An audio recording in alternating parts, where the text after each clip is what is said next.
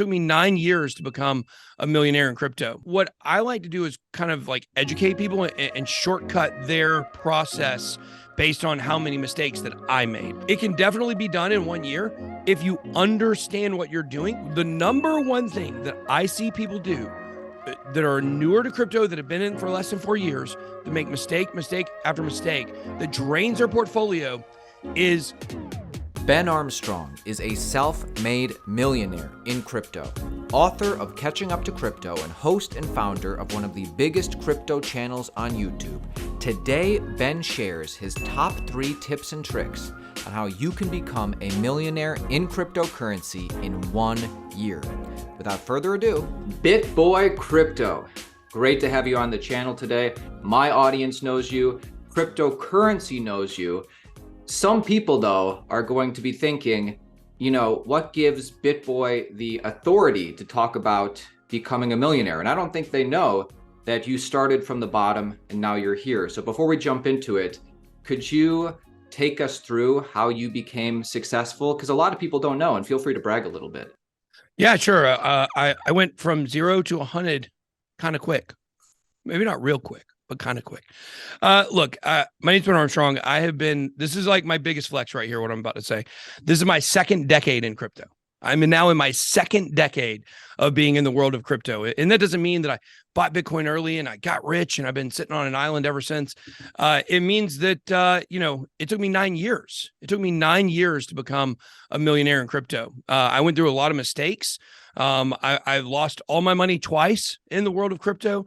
Once through, selling it in Mt. Gox, and then later on in 2017 by riding to the top and then going all the way back down to the bottom in 2018. So I've kind of done it all. I now am doing very well financially, and I'm able to kind of like invest. Technically, I think I'm probably an accredited investor by the archaic and accredited investor laws we have in this country. But like I'm there now, but I also was right where everybody else was, just a regular guy. I have a family, I've got 3 kids. I was living paycheck to paycheck, kind of stumbled into this whole world. And, in my opinion, it's kind of like doing every step along the way, the way that it probably should be done by a regular person. What gives me the ability to be able to talk and connect with people, wherever you're at on your journey in crypto. Mm-hmm. So you did it in 9 years. Do you think it's possible to do it in 1? Yeah.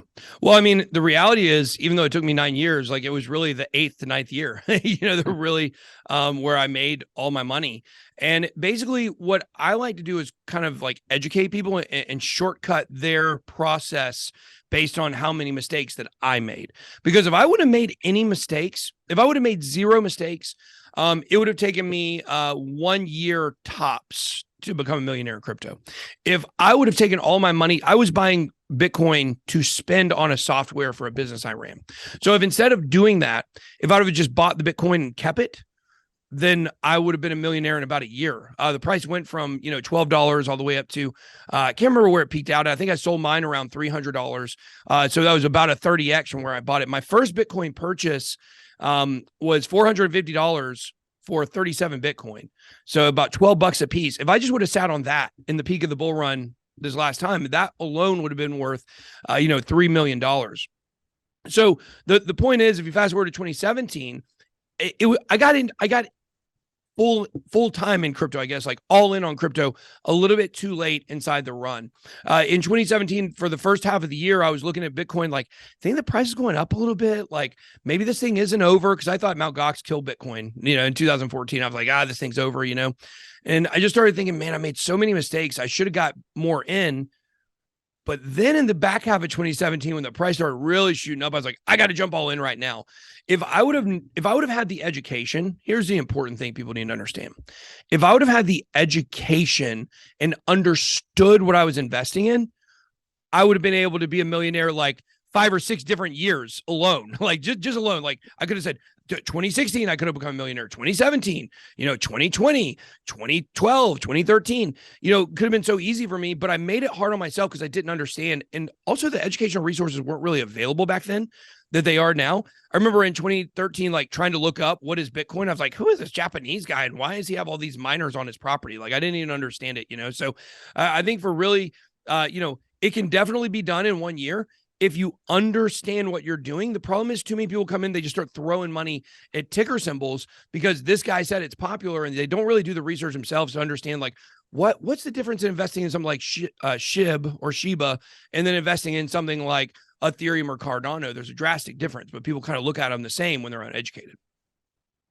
And I know everybody wants, quick tips and tricks how to become a millionaire. I think one thing everybody should do is follow BitBoy, follow Altcoin Daily for the continued exposure and information, because it's really going to come with more complex understanding. So make sure you follow BitBoy, make sure you follow Altcoin Daily. But with that being said, Benjamin, let's get practical. Let's get doable. What tips and tricks do you have for somebody who's hungry? Yeah. Well, number one, like I said, get education. Like that's just a standard you got to do. Number two, this is very simple, yet it defies the logic of the psychology that goes into a market. Buy in the red, sell in the green. And it's amazing, no matter how many times I hear that myself. So we have a weekly portfolio video we do every Friday where we have some sample portfolios, a $1,000, $5,000, $10,000, $25,000 sample portfolio. We have real money in them, but they're really just for our audience to kind of track along and see, if they want to mimic those strategies, they can. Of course, they're not financial advice. Or if they want to take the strategies that we use and kind of build their own strategy around it, that's good. But one thing that's really interesting is just maybe about 6 weeks ago, I was in Boston for our Catching Up to Crypto book tour. And I was at Crypto Lifer's house. He's another YouTuber. When I'm out of town, like sometimes I like to go stream with some other people. And so I went to his house and I did my portfolio video that Friday from his house.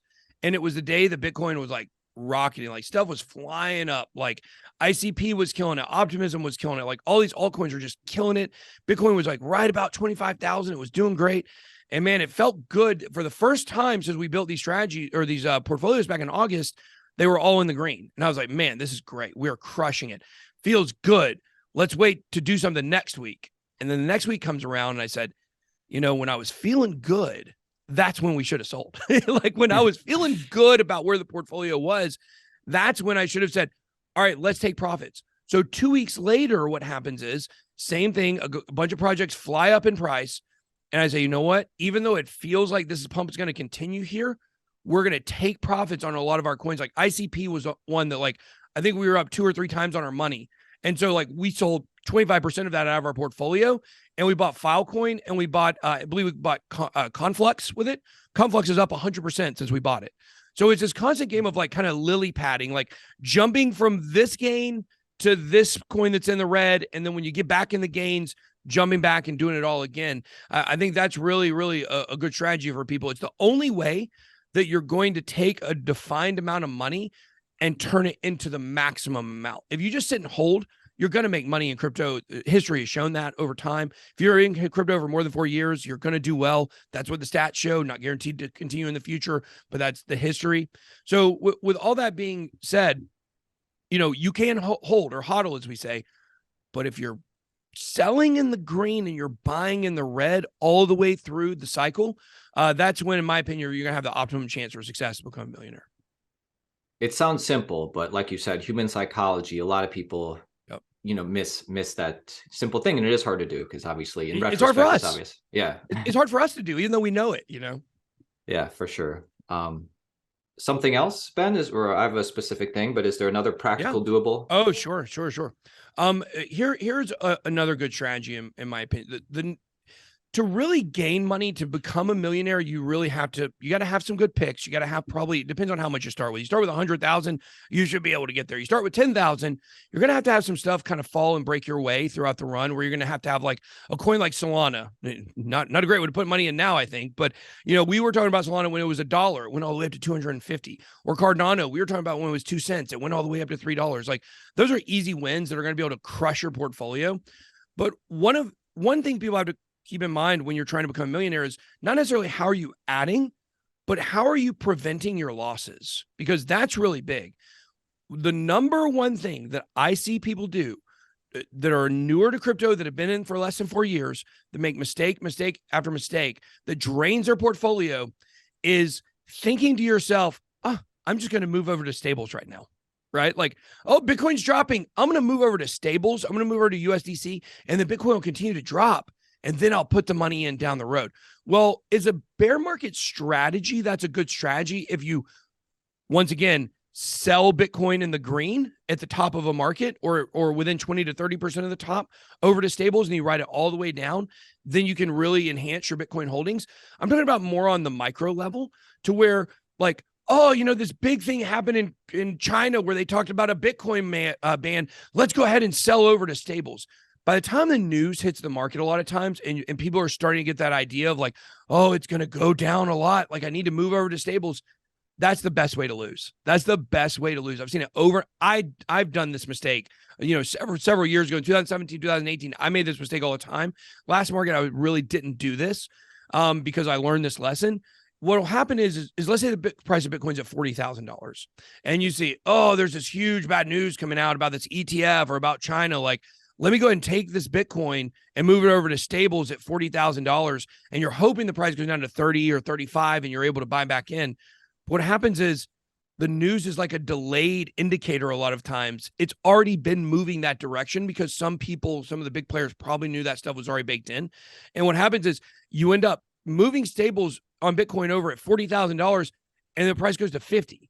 And instead of making money on the price of Bitcoin moving, you've just lost 20% of your Bitcoin holdings with the same amount.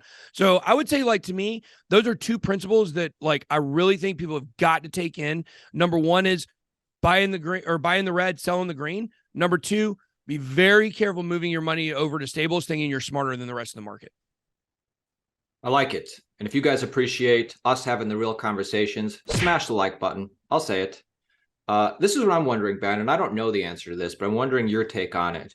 Does your strategy change in the beginning versus when you get closer to the million mark? Like, is there a difference in what you're doing in the very beginning versus when you're getting close to a million, or is it exactly the same? That's a great question. I don't think look, being a millionaire is cool. Like, I can't front. Like, I'm not going to flex on y'all and be like, oh man, like I wish I was a 70,000-aire. Like, no, like I like being a millionaire and multimillionaire. It's nice. Like, it feels good. It's years and years of validation and work. Or years and years of work validated that got me here. And so there's a lot of cool stuff about it. However, the difference between having $950,000 and $1,050,000 is not that dramatically different, right?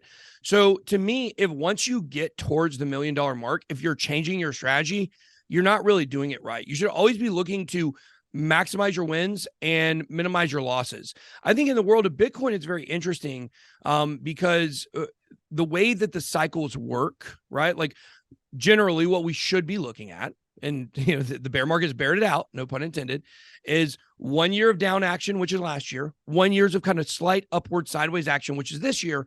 And then next year, about halfway through the year, we should finally start seeing things, go parabolic. In 2025, the price of Bitcoin should be really, really, really high. You need to be operating against that timeline. You don't need to be operating against where your money is at that moment. If you're sitting at $200,000 and we're halfway through 2025, you're probably not going to get to $1 million at that point, just with the way that time-wise the cycles work out. You just have to know that the more important part is where you're putting your money in during the different parts of the cycle. Like, that does change, right? So right now we're just getting into quarter 2 and quarter 3 of this year. I was told by some big venture capital hedge fund guys that quarter 2 and quarter 3 is when you can look to make your best altcoin investments. This is when you're looking for, like, okay, we know Cardano is going to win. We know XRP is going to win as long as they win the case. Like, we know Ethereum's going up. Tokenomics are phenomenal. We know Bitcoin's going to go up. Like, we generally know those about the top coins, right? So I've been really encouraging people over the last year to really be stacking up those top coins, build. Now it's time to start looking a little further down CoinMarketCap and looking at some of the niches that will have some big winners. So layer 2, right? We know Arbitrum, we know Optimism, we know Polygon. They're going to do really well. You look at some of the AI niche, you look at Singularity, AGIX, you look at some of these other coins that, Fetch.ai, maybe GRT. There's some really good ones over there as well. And so you start looking a little bit further down in those niches and find some coins that you haven't necessarily heard of that you can do research on and find some other winners in those niches. this is the time to start doing that. Q2 and Q3 of this year. So I think it's really your strategy should change based on where you're at in the cycle, not based on how much money you have. Like I think I hit $1 million in my portfolio for the first time on New Year's Eve of 2020. So it was really cool. Like I still had plenty of the run left too. We had almost all of 2021 to really get up there, and it happened quick. Like it was only about 3 months that I turned, I was probably sitting around, I bought a house and I think I was probably around 150,000 in crypto at that time. And within 3 months, that 150 turned into $1 million. So you just got to understand where you're at in the cycle, and you have to understand when to take profits in the cycle, when to accumulate in the cycle, and then what kind of coins to accumulate based on where you're at. I appreciate you coming on. I think this has been great. I know the audience wants more, and we'll give them more, but at a future date. So make sure you subscribe. My final thing, I guess, Ben, is just, final thoughts, last piece of advice. Is there one more thing or just general final thoughts? What's going on with you for the Altcoin Daily audience? Yeah, I mean, the world of crypto is crazy. There's a lot of interesting stuff that happens on a daily basis. And right now, the thing that we're all looking at is these bank runs and the insolvency of banks. And I think that really, when you're looking at trying to become a millionaire, like that's great, right? Like everybody kind of in their heart, like wants to be at a place where you're doing well financially, unless you're, somebody that just wants to not have any money, which there's some certain people out there like that. But when it comes to the banks and the insolvencies, this is where you really start to see that crypto's about more than just making the money. It really is about protecting yourself and protecting your family for the future. And when you realize like, oh yeah, all banks are insolvent and that's actually their business plan, you can learn how to start opting out of this system. One thing I've gone through is Signature Bank was my bank, actually.